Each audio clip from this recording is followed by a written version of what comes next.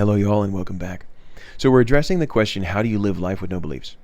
A question that the Pyrrhonian Skeptics have to address if they claim that they have no beliefs. And we saw in the last video that the first key is living life according to habit, habitually, so living with no occurrent thought at all. Now, supposing you're a good skeptic, or attempting to be a good skeptic, and you're driving with somebody who's not, they are, as it were, skeptical that you're a skeptic, and you come to a stop at a stop sign, and you didn't need belief to do this, you just did it by habit, but that person wants to call you out, and they say, hey, do you believe that sign is red? Don't lie. Do you believe that sign is red? And you're an honest person. Surely they've got you dead to rights. You're not going to lie to them. It's red. Well, as a good skeptic, they don't have you, because what you would say is, no, that's just how it appears. Again, the second of the big skeptic phrases is, it's just how it appears. You don't need to believe that it is that way. So you don't walk out in the middle of the street in front of an oncoming car, not because you believe that car has some fixed metaphysical existence and like has been there and is there and will be there, but just it looks like it. Looks like there's a Suburban coming, so I'm not going to walk out in the middle of the road. I was reading an article for another class I was teaching not too long ago, and it was an article about some Western anthropologists who went and spent 3 or 4 weeks with an uncontacted tribe in Papua New Guinea, in the jungles of Papua New Guinea. And obviously the cultural differences are unimaginably vast and incredibly fascinating. For one thing, the Westerners were just sweating through their clothing. It was 115 degrees in the jungle, and the native, the people of this tribe weren't sweating at all. They just completely adapted to the heat. But, of course, the first place that we often go with cultural difference is food. So let's focus on this. First thing to note is that the Westerners, they said in 3 weeks or 3 or 4 weeks there, they only saw the women twice. This tribe was very strictly segregated on the basis of sex, so they did really only interact with tribesmen. And they said the tribesmen, their favorite snack is this. So the jungle of Papua New Guinea has this beetle that lays a very large grub or maggot. They say it was the size of a human fist. Big, big beetle. And what they'll do is they take a bunch of these grubs and they wrap them in a leaf and they eat it like a sandwich. That's kind of their go-to snack, their everyday snack. But the Westerners were their guests. This is a big deal. And so they brought out their finest delicacy, which is roasted mouse legs. So they pull the legs off the mice, they roast them, and that's their delicacy. And the Westerners found this inedible, but you have to eat a lot of mouse legs to be full for a meal. Those of you that are fans of mouse legs know this. So you have to eat a huge plate of mouse legs, very difficult. But the Westerners had brought some food that the tribesmen didn't have, and they wanted to share this as well. And particularly, they had brought some chocolate and some pure cane sugar. And so they shared this, sitting around one evening with the tribesmen. And the tribesmen took it, and every single one did and said the same thing. They tried it, and they very delicately put it to the tip of their tongue. And then they all said, it makes me want to vomit. Through the translation, it makes me want to vomit. Not, oh, it's really nice, thank you so much. Or, I see how you could like it, but not for me. They said, I'm barely controlling my desire to throw up right now. It's so disgusting. To you, sugar is sweet. To you, candy is sweet. Because of the way that your taste buds have been conditioned, because of where you've been raised. But even to other members of your own species who live like one plane ride away, it's not sweet. It's just the way it appears. It's just the way that it appears. Skeptics say, again, do not be married to this idea that the world is in some fixed and permanent way the way it appears to you now. Get used to saying, hey, just how it appears. Now, you might at this point say, okay, fine, I get it. At some level, I get it. You get up in the morning, you check your phone, you make your coffee, you're doing your thing. You really don't need belief for any of this. You're kind of just running on appearance and habit. But surely there are some points in life where you have to just stop and think, or you have to actually form a belief. The kind of hinges or joints of life, as it were, where you make big life decisions, right? So what, like, religion do I follow? Or what job do I take? Or should I marry this person? This kind of thing.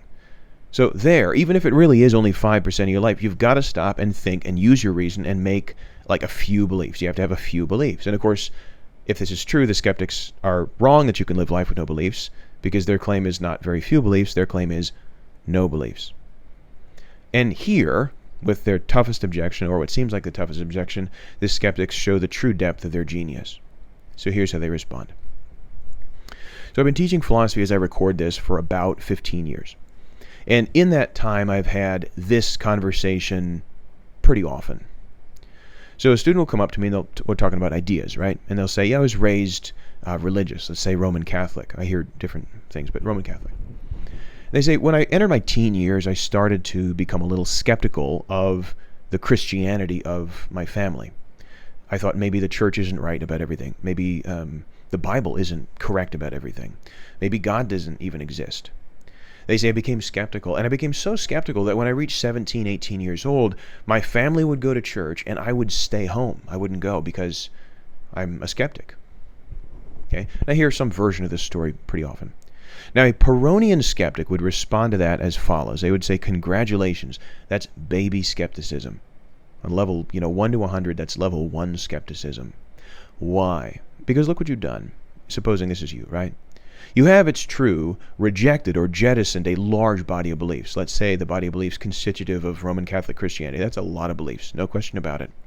But what have you done? You have replaced it with an equally large body of beliefs. The body of beliefs constitutive of modern atheistic secular humanism, which you need to have to answer all the questions that Roman Catholic Christianity answers, but in a secular or naturalist paradigm, right? And that body of beliefs that you have now replaced your old body of beliefs with is, by the way, no less likely to get you really worked up, to endanger your tranquility. Pyrrhonian Skeptic says, you know what a true skeptic does? What a veteran, adult, hardened, mature skeptic does? If their family goes to church, a true skeptic goes to church. A true skeptic goes to church every week, doesn't miss a single Sunday. Why? Because if your family goes to church and you stay home, that is because you believe different. And as a skeptic, you don't believe different. You believe nothing. The key, ultimately, to living life free from stress, free from belief as a skeptic is to follow tradition. Go with the flow. This is the third key, right? So there's habit, appearance, and tradition. Do what everyone in your society around you does. And this is especially relevant, primarily relevant for these big life decisions. What do I do for my job? What do I do for how do I pick a career? The skeptics say, look, really? 99.9 repeating % of human beings that have ever lived have done for their job exactly what their parents did. Why do you have to be different? Practice the religion that you were raised in. You don't have to actually believe all that stuff, good heavens. But act like you do. Go to church, do the rituals, go to mosque, go to temple, whatever, okay? Does your family practice arranged marriage? Marry the person they've arranged for you. They don't practice arranged marriage, but they have a preference. Marry that person. You are not the first person to live life as a human being, say the skeptics. Many people have lived life before you, and they have carved this broad, open path, and you can just walk on it. Just go with the flow. Follow the tradition. Follow the customs of your society. You do not have to pull out a machete and hack your way through the underbrush every time you have to make a big life decision. The only thing you gain by doing that is a lot of stress, worry, and anxiety. Let go.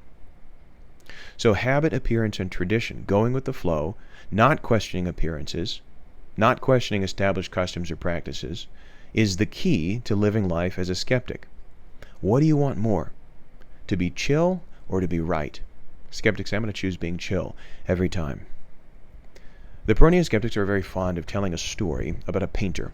And this painter painted photorealistic images. He was especially fond of painting animals. And he was painting a horse one day, a horse that was running.